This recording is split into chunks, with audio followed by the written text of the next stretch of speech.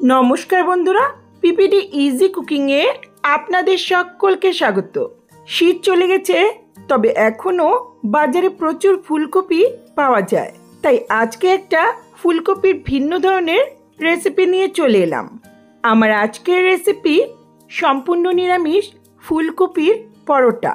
সকালে breakfast, lunch box, এমনকি ডিনারের জন্য এটি একটি আদর্শ রেসিপি। আপনার হয়তো এই পরোটাটা নিজেদের মতো করে বানিয়ে থাকেন, তবে আজকে দেখাবো পুর ঠাসা নরম তুলতুলে এই পরোটাটা খুব সহজেই কি করে বানানো যায়। আশা করছি আমার এই রেসিপিটা আপনাদের ভালো লাগবে। ভালো লাগলে লাইক, কমেন্ট, শেয়ার করবেন আর চ্যানেলটাকে সাবস্ক্রাইব করে পাশে থাকবেন। রেসিপিটা শুরু করি।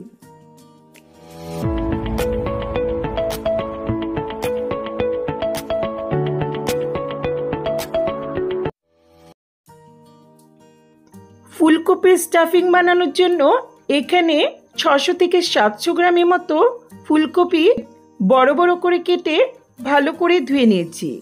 এখন এটা একটা গ্রেটারের সাহায্যে গ্রেট করে নেব। খুব মিহি গ্রেটারে গ্রেট করার প্রয়োজন নেই, একটু মোটা ধরনের গ্রেটার দিয়ে গ্রেট করে নিতে হবে। খাওয়ার সময় দানাগুলো একটু মুখে পড়লে পরোটার স্বাদটা বেশি ভালো হয়। মিহি গ্রেটারে গ্রেট করলে এটা আলুর মতো গলে যেতে পারে।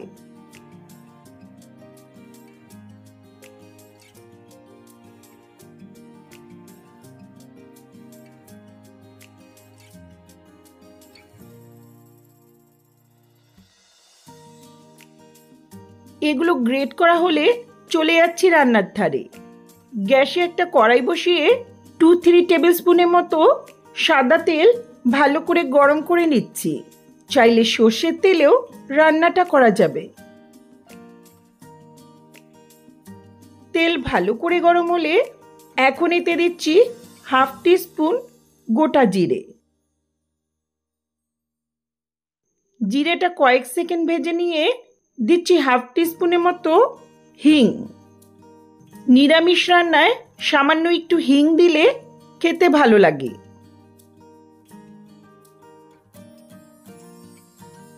এখন এতে 1/2 টিস্পুন হলুদ ছিটিয়ে গ্রেট করা ফুলকপিগুলো দিয়ে দিচ্ছি।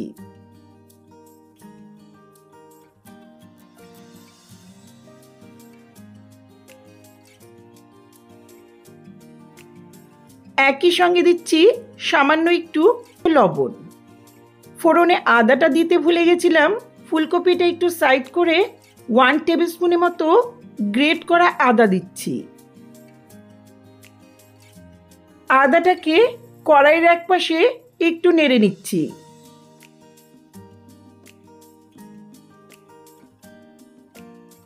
আদার কাঁচা ভাবটা চলে গেলে এখন ভালো করে মিশিয়ে নিয়ে 2 মিনিটের মতো মিডিয়াম ফ্লেমে রান্না করব।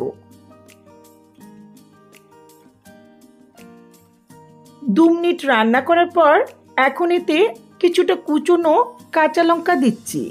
চাইলে কাঁচা লঙ্কাটা ফোড়নেই দিতে পারেন। একই সঙ্গে কিছু মশলা অ্যাড করব।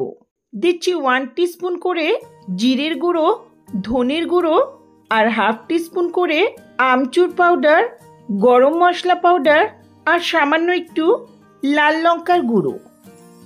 যদি ঝালটা কম দিতে চান তাহলে লাল লঙ্কার গুঁড়োটা না দিলেও চলবে। দিচ্ছি প্রয়োজন মতো আরও একটু লবণ। একই সঙ্গে 1/2 টিস্পুনের মতো চিনি দিচ্ছি। সামান্য একটু মিষ্টি দিলে খেতে ভালো লাগে, তবে এটা অপশনাল। ভালো করে মিশিয়ে নিয়ে লো মিডিয়াম ফ্লেমে 2 মিনিটের মতো রান্না করব।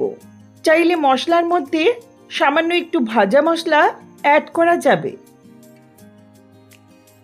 2 মিনিট নেড়ে নেওয়ার পর এতে 2 টেবিল স্পুনের মতো রোস্টেড বেসন দিচ্ছি। বেসনটা রোস্ট করে দিলে এর মধ্যে বেসনের কাঁচা গন্ধ করবে না, আর বেসন দেওয়াতে ফুলকপির মধ্যে থাকা জল ভাবটা টেনে যাবে। বেসনটা দেওয়ার পর 1-2 মিনিট লো মিডিয়াম ফ্লেমে নেড়ে নিচ্ছি। এখন সবশেষে দিচ্ছি বেশ কিছুটা ধনেপাতা কুচি।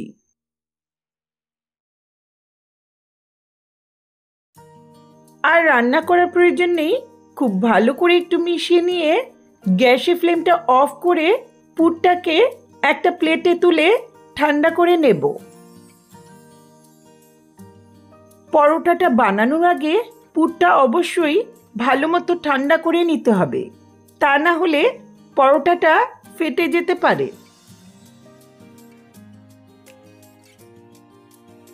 এটা ঠান্ডা হতে হতে চলে যাচ্ছি নেক্সট প্রিপারেশনে। এখানে একটা বড় প্লেটে 2 কাপ ময়দা আর 1 কাপ মতো আটা নিচ্ছি। চাইলে শুধু আটা বা শুধু ময়দা দিয়ে পরোটাটা বানানো যাবে। এতে দিচ্ছি 1 টিস্পুনের মতো লবণ, একই সঙ্গে হাফ টিস্পুনের মতো জোয়ান হাতে তালুতে ঘষে দিয়ে দিলাম। জোয়ানটা সুন্দর একটা ফ্লেভার দেবে আর হজমের সহায়তা করবে। এখন অল্প অল্প করে জল মিশিয়ে একটা মিডিয়াম সফট ডো বানিয়ে নেব। খুব বেশি শক্ত বা নরম করার প্রয়োজন নেই। বেশি শক্ত করলে পরোটাটাও খেতে শক্ত মনে হবে, আর বেশি নরম করলে বেলার সময় পরোটা থেকে পুরটা বেরিয়ে যেতে পারে। এটা মাখা হয়েছে, দেখুন একটা মিডিয়াম সফট ডো বানিয়ে নিয়েছি। এখন এটা সেট হওয়ার জন্য একটা বাটিতে রেখে ঢাকা দিয়ে 20 থেকে 30 মিনিটের মতো রেস্টে রাখবো।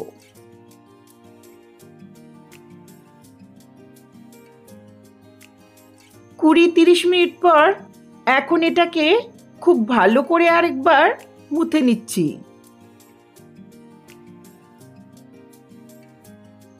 ডোটা রেডি হলে এখানে 2টো মতো পরোটা বানিয়ে আপনাদের দেখিয়ে দিচ্ছি। সবার প্রথমে বেশ কিছুটা আটা মাখা হাতে নিয়ে গোল করে নিচ্ছি। অল্প করে শুকনো আটা লাগিয়ে এখন ঠিক এইভাবে হাত দিয়ে চেপে বাটির মতো শেপ দিয়ে নেব।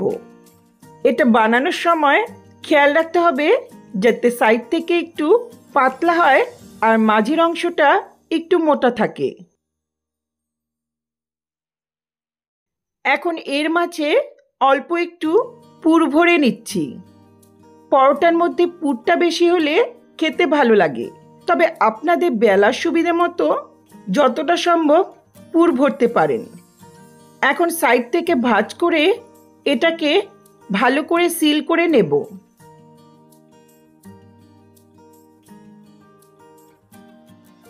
এটা বেলার আগে কিছুটা হাতে চেপে এভাবে ফ্ল্যাট করে নিতে হবে। প্রথমেই বেলার প্রয়োজন নেই, হালকা হাতে এভাবে চেপে কিছুটা ফ্ল্যাট করে নিলে পরে বেলতে সুবিধে হবে। কিছুটা চেপে নেওয়ার পর অল্প করে শুকনো আটা লাগিয়ে হালকা হাতে সব দিকে সমানভাবে বেলে নেব। খুব বেশি জোর দেওয়ার প্রয়োজন নেই, খুব বেশি জোর দিয়ে বেললে পরোটাটা ফেটে পুরটা বেরিয়ে যেতে পারে।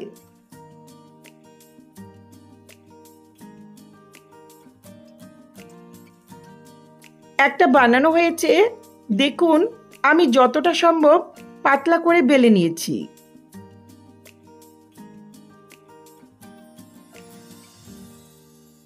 একইভাবে আমি সবগুলো রেডি করে নিচ্ছি।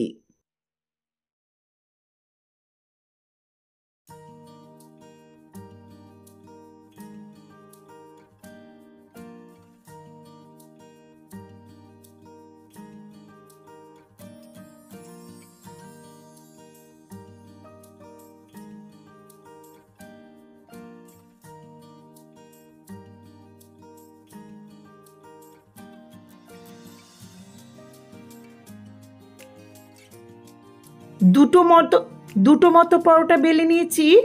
এগুলো ভেজে আপনাদের দেখিয়ে দিচ্ছি।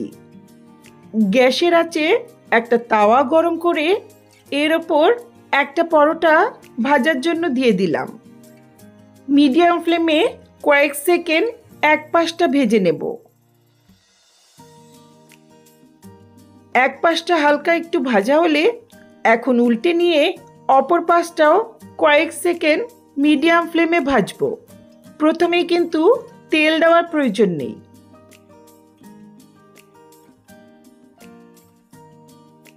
দুপাশ থেকে হালকা ভাজা হয়েছে। এখন এতে 1 টেবিল স্পুনের মতো তেল দিচ্ছি। চাইলে ঘি বা বাটারেও পরোটাটা ভাজতে পারেন। মিডিয়াম ফ্লেমে ততক্ষণ ভাজবো যতক্ষণ না এক পাশটা লাল হয়ে যাচ্ছে। এক পাশে লাল করে ভাজা হলে উল্টে নিয়ে অপর পাশটাও মিডিয়াম ফ্লেমে হালকা লাল করে ভাজবো। একেবারে লো ফ্লেমে ভাজা যাবে না। লো ফ্লেমে ভাজলে পরোটাটা ভাজা হতে সময়টা বেশি লাগবে আর এটা অনেকটাই শক্ত হয়ে যাবে।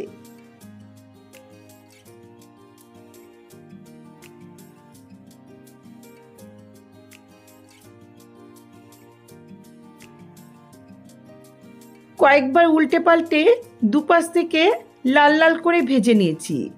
এখন এটা তুলে নিচ্ছি। আমি আরও একটা পরোটা একইভাবে ভেজে নেব।